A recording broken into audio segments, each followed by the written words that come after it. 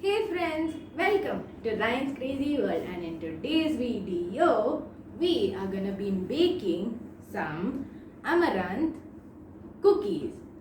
So we are baking, we have already baked on this channel once. I think we made a marble cake with my cousin. If you remember watching that video, if you have not, go watch it and come back, or you can even watch it after this video.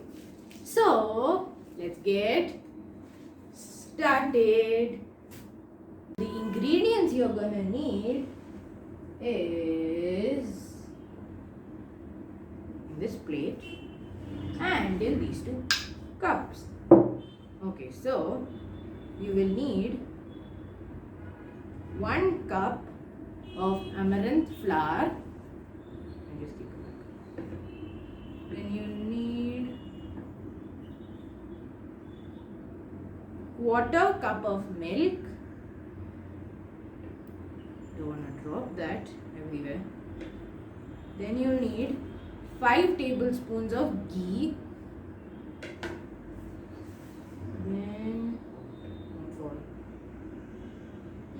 you will need half a cup of jaggery powder. It's not the sugar type, like sugar. You need to grate the jaggery. So you need that. Then what is this? Yeah, and a 1/4 cup. Yes, 1/4 cup of whole wheat flour. And the other things you're gonna need is half teaspoon of cinnamon powder. You can even powder it. It's not cinnamon, sorry, it's not cinnamon, it's cardamom powder. And then how much was this? This was half a teaspoon of ginger powder. Ginger powder, right? Yeah, dry ginger powder. So yeah. So I will see if I can put the link for the amaranth flour in the description down below, description box down below, because I don't think most of us use it very often. So yeah, these are the ingredients. I'll even see if I can put it on the screen somewhere or in the description. So check that out. Now we're just gonna move it to the side. Right there. Next. Oh. So now you're gonna need 2 bowls. Sifter, a sieve to sieve things. Then I'm just telling you everything that you're going to need to keep everything prepared before baking, so you don't have to be in a rush to go get everything. And then you'll need I'm forgetting so many things today. I don't know why. A whisk. I don't know why I'm forgetting so many things today. And then you'll need a spatula, parchment paper, cloth to wipe your hands if it gets dirty, that is. Then you need baking trays. If you're baking it in an oven, you'll have a different type of a tray. I think it's like a square or a rectangle kind of a shape. But I'm making it in a microwave, so we get a round one. I'm just gonna, you don't need these things now. Just keep that there. So those are the things you will need. So now you want to sift all your dry ingredients 3 times, and this is a pure vegan recipe. So if any vegetarians out there, this is very nice and very healthy also. So you get the healthy thing also done, and the sweetness, the taste. So yeah. Now this is the 1 cup of amaranth flour. Get it all out. And the whole wheat flour. You want to sift it 3 times. So if you're like a person who feels hungry at like 5 o'clock or whatever time in the evening, tea time, and you feel like eating something but you don't know what to eat, this is a very nice option because I'm one of those people. So I really want to eat something when it's time with tea, because then your tea time won't be done if you don't eat anything. That is what my strategy is. So yeah, I know there are few people who have that problem like me. So yeah, there we go. Sifted it once, now you just need to sift it 2 times more. So I'll do that and I'll be right back. After you finish sifting the dry ingredients 3 times, keep it aside. I don't know why I like to keep doing it. It's fine. Anyway, you don't need this now, so move it aside. Now we are gonna work on our wet ingredients.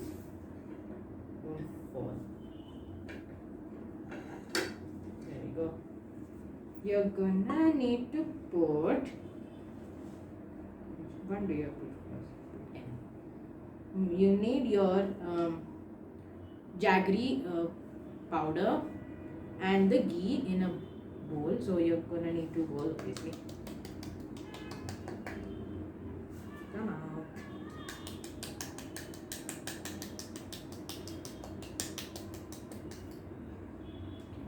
Use my spatula and remove it out because it's kind of hard. Yeah, that helps.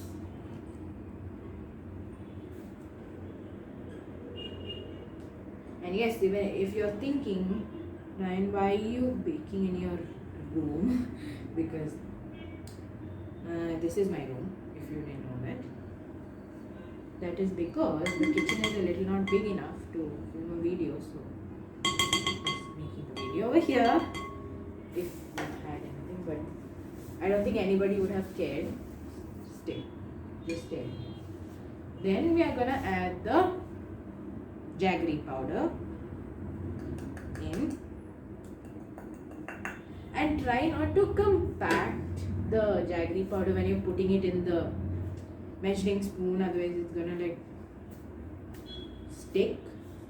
Just try to like put it and just level it. Yeah, one more thing I forgot to tell you is whenever you are taking any ingredient, even if it's a wet or a dry, whatever it is, level it completely because you just want it to be very precise.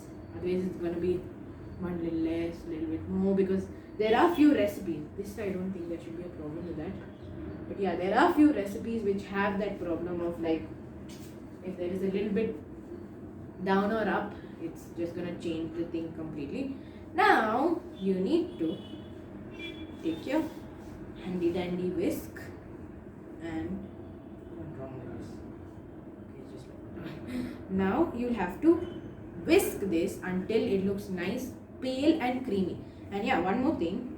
Mine is gonna look a bit lighter because my jaggery is a bit light in color. So there are like these 2 types of jaggery. One is like very dark, one is very like light in color. So that will matter with your cookie. So the darker your jaggery is, the darker the cookie is going to be. Lighter it is, lighter the cookie. So yeah, you want to just do that, and I'll be back.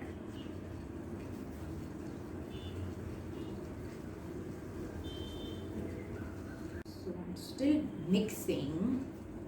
You want to mix like very hard, like this thing is slipping.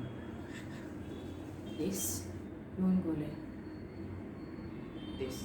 You want to go very fast like a beater, like that. So just full power, vigorously.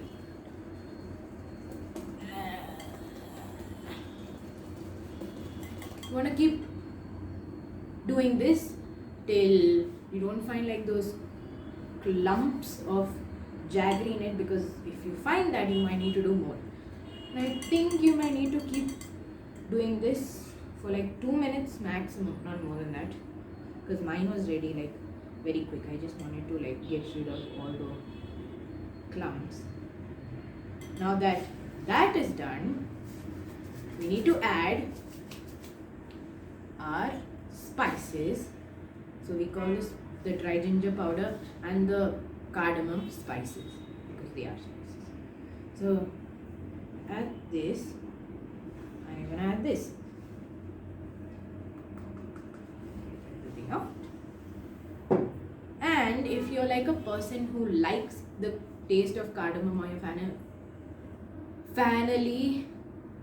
family likes cardamom taste, you can increase it to 1 teaspoon. Don't overdo it, because I'm not sure. I never put more than half a teaspoon, so don't take risk, because it might not come out how you want it to come out. But yes, it is experimental. You don't want to get it perfectly, because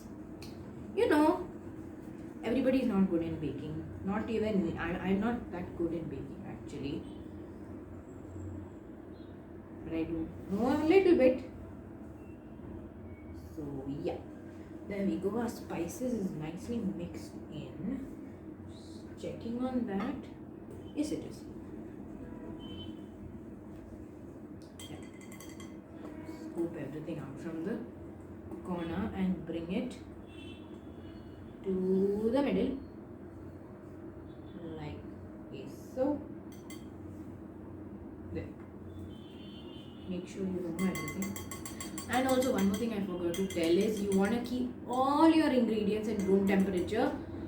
Otherwise, it might act a bit weird, So, I don't know, it depends. Most of them, yes, they do act a bit weird. I've never had any problem like that, but still, you just want to be on the safer side. So, just, yes, good. Gonna keep everything outside, because I'm sure most of the people keep the milk in the fridge. So, keep it out, and the ghee. I didn't keep it in the fridge, so it was all fine like that. So anyways, when you pour it in the measuring cup also and wait, it's just gonna, why am I adding this? You're doing a very wrong thing over there. Don't do that. I didn't add, so we are lucky. Then, what am I doing? So, you will take your dry ingredients, put it in 3 parts, like you sifted 3 times into the wet. You just want to eyeball it, because this bowl is heavy, doesn't fall from my hand.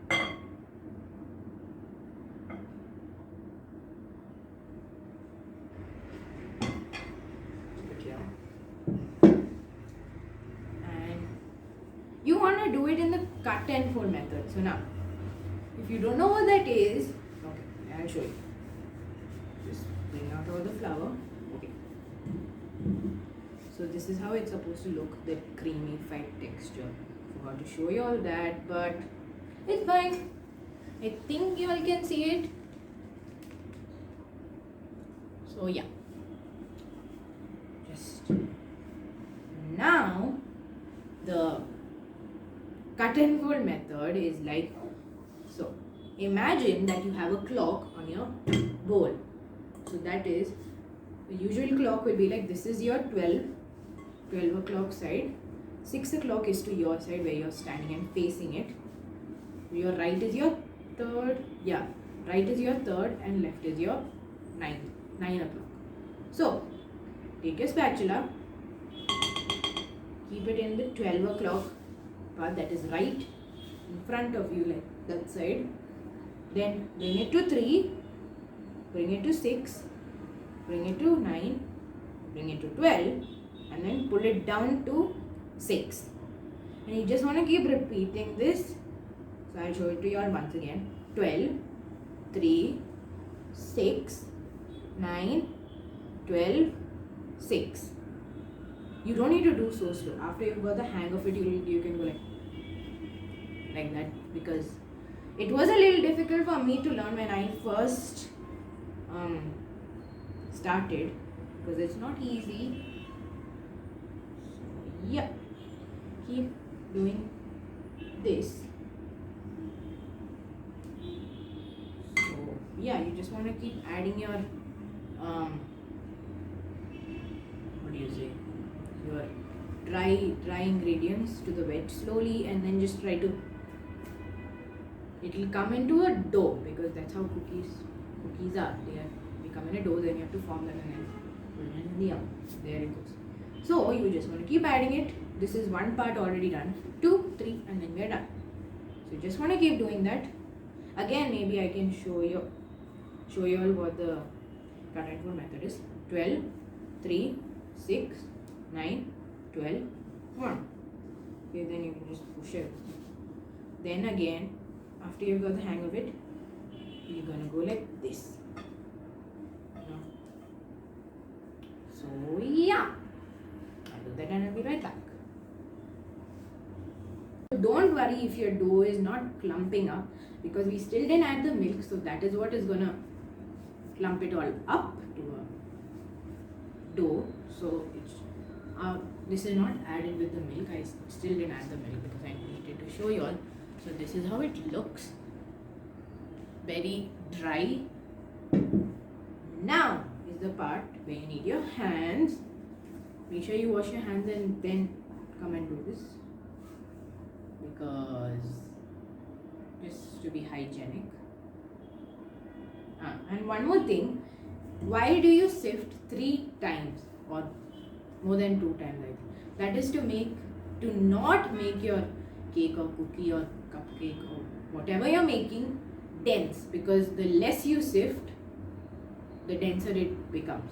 So what you're doing is, when you're sifting, you're allowing the air to go through the flour and it just gets lighter. So yeah, so that's why you add that. And then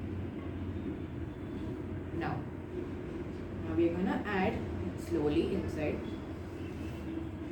and you want to add it little by little. Okay, so you don't want to like just pour it fully inside, just add little by little and keep kneading, because not kneading, don't knead, no, don't knead, that is what I wanted to say, don't knead. So you just want to like keep, I'll show you, just wait, take your milk, just pour that much, and just that's it, don't do that. Okay, just want to keep playing with it, don't really play with it. Yeah, just want to keep doing that gradually. Add the milk, don't add it in like one shot, because when I tried this, I had a lot more milk in the cup and it was actually the right consistency. So if you overdo it, it's gonna be like very like sticky, gooey and watery type of thing. So you just want to not knead, just do that. Just what you want to do is just bring it together. You don't want to knead it. And also, it even if you knead, it's gonna get denser. So yeah. And the other thing that I wanted to tell you is, whenever you're adding the wet to the dry, you just want to make sure all the dry is completely gone and you never see the dry at all in the wet. So even if you do after the dry ingredients are completely gone, if you just keep doing it, that also is another thing of the whatever you're making getting dense. So yeah, I'm just gonna keep doing this. Gradually add your milk and see, because this is still powder, it's not clumping up together. Don't worry, because if it's not clumping up, you just keep adding milk. That's it. Little by little, not like in one shot. So yeah.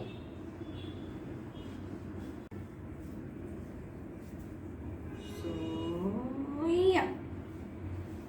Try to make it into a ball after it's clumped up. Do that. Try to clean your bowl as much as possible. So then it should look like that. Yeah. Then I had some little milk, not much. So yeah, as I told you, you want to keep adding it gradually. Don't just pour it in. And if you have little milk, what you can do is drink it, because it's enough milk to, I don't know. So yeah, this is the dough ball done. Now the third last step I think is to make it into cookies, because you can't just keep this in the oven and not cook or bake. So yeah, before we move on to that, we need to go wash our hands because it's very dirty. I'll go do that. Wait for me. 1 minute.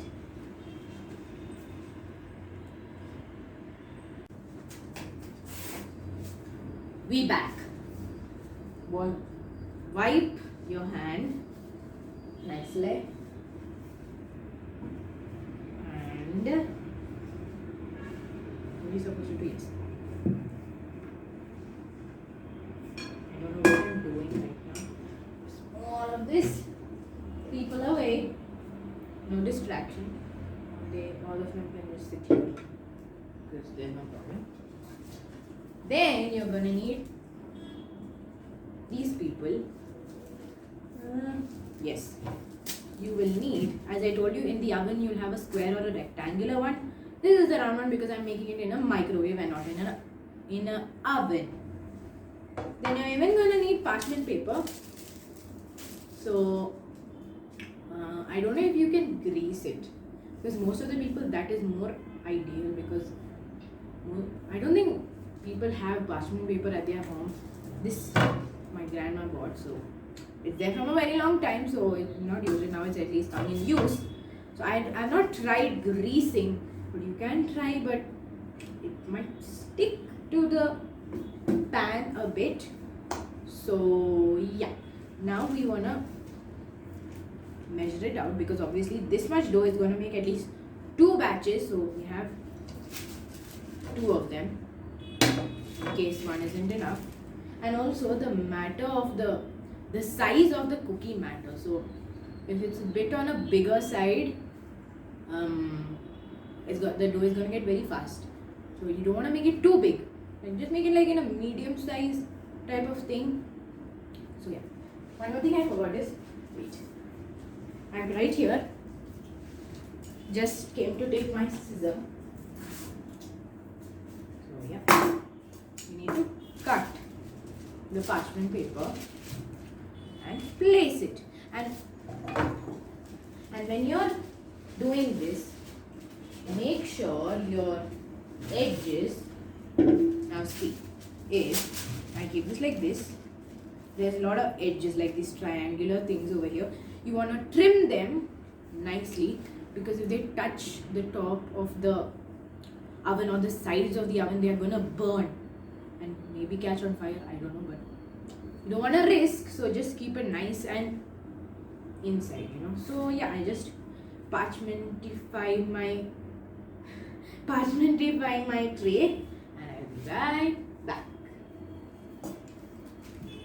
So I've parchmentified my tray. Now move that, bring in this fellow, put that here. Now you're gonna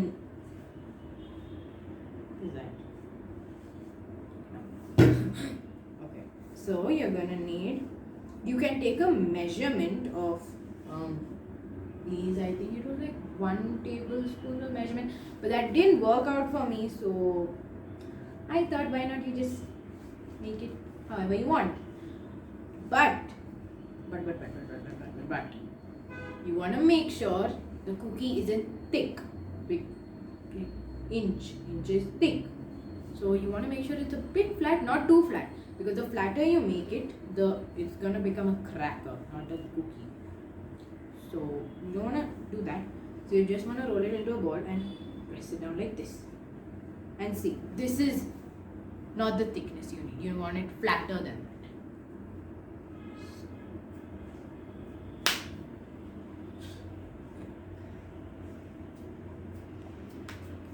So I think that's fine. And obviously you will come to know better on your second batch how it's supposed to be done, how it is, what it is, this, that, this. So yeah. So I think, yeah, this is a nice thickness.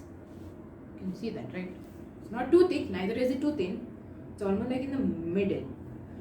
Place it on your cookie tray, not cookie tray, parchmentified tray. That's actually a word created by me. I illustrated the word. It's an official word in the world. Whatever. So you want to keep doing this till your cookie dough is over. So my first tray is done. I shouldn't have to do. No problem. Nothing happened. So yeah, can you see it? Yes, you can. Okay. Now is the time for baking, and you'll be asking, Ryan, you still have dough left, and you have parchmentified the other tray. Why aren't you putting it? That is because I'm going to wait till this comes out after it's completely baked, and then I'm going to make it and put it. I don't know why I'm doing that, but I am. So it's fine. There's no problem. Even if you form it and keep the rubber, but you can have some rest, clean all of the mess, and have some rest. So yeah, now let's go to the microwave or the oven, wherever.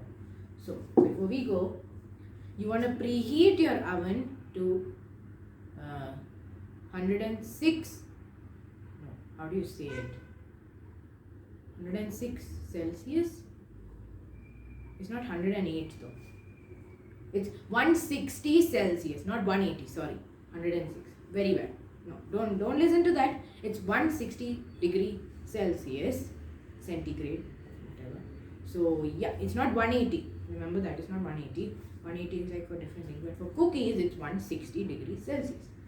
And the baking time for the oven, people, will be for about 15 to 25 minutes, and for the people like me who are baking in the microwave, is going to be for 8 to 18 minutes. But it really depends, because you have to keep an eye on the cookies, because cookies don't take very long to bake, but different types of brands of like the microwave is going to differ. So a few might take longer, a few might take shorter time. So depends. So let's go to the kitchen, to the microwave. Let's go. So now we've come to the microwave. You need to press the convection mode and then turn it to 160. There we go. 160 degrees Celsius. And then you press start, and then you press start again, and then it's going to start preheating. And if you can see, there's a turntable inside. You can see that, right? Like, you can see it. So you want to keep that while preheating also, the turntable and that glass plate, whatever it's called, down. So yeah, after it's done preheating, you can slide it in, and I'll show you what to done after it's preheated. Okay, so it's done preheating. I'll just open it, put in our goodies. Make sure it's not too much to the side or anywhere like that. And now I'm gonna close it and then put it for 18 minutes. And you wanna just keep monitoring it, because you don't know when it's gonna like burn. 18, and I'm sure you press start. So bye bye. It's gone. Now we can go and rest. Finally. So the cookies are on the counter. It's cooling. So you want to make sure the pan, the cookies, everything is nice and cool. And then you can remove it out of the parchment paper and put it into a box. How do you know that your cookie is baked? You will see that the sides are kind of goldish, brownish color, and the middle is going to be little soft. Not very soft, like just slightly. and 18 minutes for me in the microwave was perfectly fine. So for other people it'll be different depending on the types of microwaves. Depends, you know. So yeah, you leave it in there, and then after it's done cooling, you can get it out of the parchment paper and eat it or store it, do whatever you want. And after it's cooled, I'll show you how it looks. And I've already put my second batch in the microwave now. So after that's also done, I will show it to y'all. So one more thing I forgot to tell y'all is, now what do you do if your cookie is burnt from the bottom? You take that scraping tool thing, I think it's called a scraper, scrape all of the brown thing out, and then it will be perfectly fine. So it won't be that much of like that burnt taste, you won't get it. You will get it very slightly, but so it'll just save you though. So yeah, and just you want to scrape it and you'll be done. So our cookies are ready. It looks so nice. Look at that. Now you understand about that golden edges and the thing what I told you. So that is this. So just take this and show you all. So this. I think it's fine. I think you should be able to see. It's a bit brownish, goldenish in the edges, and the center should be a little soft. It should not be rock solid like hard. So just make sure it's little soft in the middle. Let's eat it and see. It's good.